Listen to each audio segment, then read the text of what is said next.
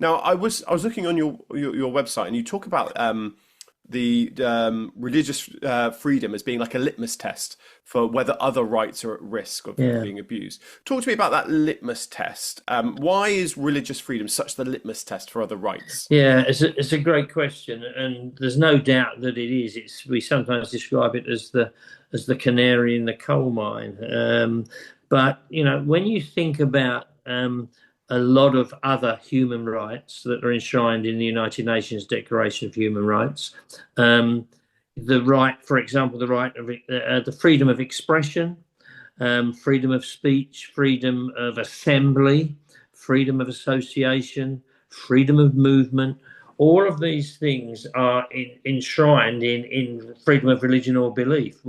As Christians, we want to be free to express ourselves and to speak out. We want to be free to gather together in numbers. And in some countries, that's what frightens. In China, for example, that's what frightens communist governments, that we can gather huge numbers of Christians together. They think we must have some kind of um, other motive, freedom of movement.